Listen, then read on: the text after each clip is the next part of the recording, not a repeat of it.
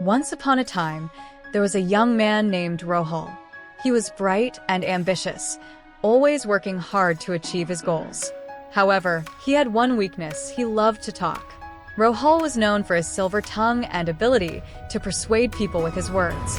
One day, Rohul decided to seek the wisdom of Gautam Buddha, the great spiritual leader.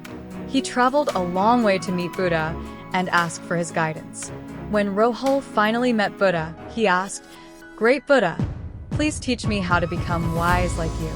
Buddha smiled and said, "To become wise, you must first learn when to be silent." Rohul was confused. "But Buddha, I thought words were the key to success. How can being silent help me become wise?" Buddha replied, "My dear Rohul, there are two situations in life where you must be silent. If you learn to do this, you will gain great wisdom." "What are those two situations?" asked Rohul. Buddha replied, "The first situation is when you are angry. When you are angry, your mind is clouded by negative emotions, and your words will only add fuel to the fire. You must learn to be silent and let your anger dissipate before you speak." Rohul nodded in agreement. "I understand, great Buddha. What is the second situation?" Buddha replied, "The second situation is when someone else is angry. When someone is angry, they are not in a receptive state of mind. Your words will only fall on deaf ears. You must learn to be silent and wait until they are ready to listen." Rohul was impressed by Buddha's words. He knew he had much to learn from the wise sage. He decided to stay with Buddha and learn from him. Over the next few months, Rohul learned a great deal. He learned how to meditate and quiet his mind, how to see the world with compassion and empathy, and how to be mindful and present in each moment. One day, Rohul was walking in the forest when he heard a commotion. He saw a group of people gathered around a man who was shouting and waving his arms, clearly angry about something. Rohul remembered Buddha's words and decided to be silent. He watched as the man ranted and raved but didn't say anything, waiting patiently until the man had exhausted himself. After a few minutes, the man calmed down and looked at Rohul. "Why didn't you say anything?" he asked. Rohul smiled and replied, "Because I knew that your anger was clouding your mind. I didn't want to say anything that would make the situation worse." The man was taken aback. He had never met someone like Rohul before. He was used to people either fighting back or running away. He looked at Rohul with newfound respect. "You are a wise man," he said. "I wish I could be like you." Rohul smiled and replied, "You can be if you learn to be silent when you are angry and when someone else is angry." The man nodded in agreement and walked away, deep in thought. From that day on, Rohul became known as a wise and respected person in his community. He used his words carefully and only spoke when he had something valuable to say. People came to him for advice and guidance, and he was always happy to help. Years passed and Rohul grew old. He knew that his time on earth was coming to an end. One day, he decided to visit Buddha one last time. When he arrived at Buddha's temple, he saw that many people had gathered to hear Buddha speak. Rohul sat down among the crowd and listened as Buddha spoke about the importance of mindfulness and compassion. When the talk was over, Rohul approached Buddha and bowed respectfully. Buddha looked at him with a smile. "Welcome back, my dear friend. It is good to see you again." Rohul returned the smile. "Thank you, great Buddha. I have come to thank you for teaching me the wisdom of being silent in two situations. It has changed my life and helped me become a better person."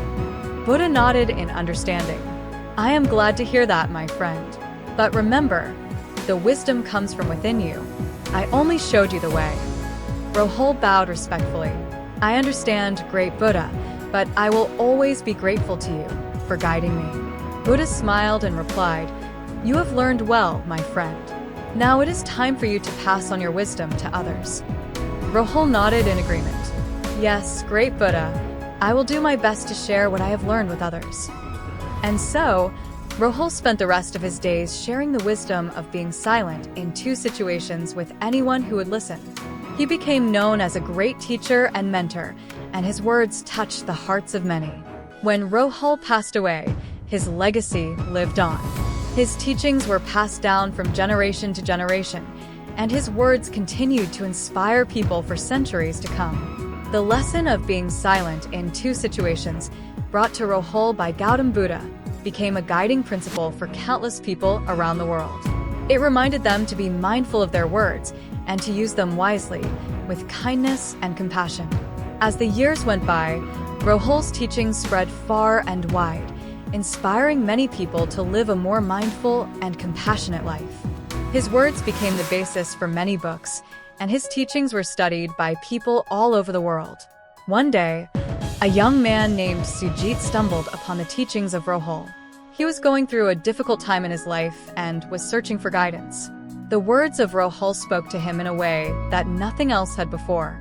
Sujit decided to seek out the teachings of Rahul in person. He traveled to the monastery where Rahul had once studied under Gautam Buddha. When he arrived, he was greeted by a kind and wise monk who showed him around the monastery. As they walked, Sujit saw the places where Rahul had once meditated and studied. He felt a deep sense of reverence for the man who had taught him so much. The monk noticed Sujit's reverence and asked him, "What is it that draws you to the teachings of Rahul?" Sujit replied, "His words speak to me in a way that nothing else has before. They remind me to be mindful of my words and to use them with kindness and compassion. I want to learn more about him and his teachings." The monk smiled and replied, "You have come to the right place. Rahul's teachings are still studied and followed here. I will introduce you to the other monks, and they can help you learn more." And so, Sujit spent the next few months studying the teachings of Rahul and practicing mindfulness and compassion. He learned the importance of being silent in two situations, just as Rahul had before him. When Sujit left the monastery, he felt like a new person. He had a deeper understanding of himself and the world around him. He knew that Rahul's teachings would guide him for the rest of his life. Years went by, and Sujit became a teacher himself. He shared the teachings of Rahul with anyone who would listen, just as Rahul had done before him. He touched the lives of countless people, inspiring them to live a more mindful and compassionate life. And so, the teachings of Rahul lived on, passed down from generation to generation. They continued to inspire people to be mindful of their words and to use them with kindness and compassion, making the world a better place because of it.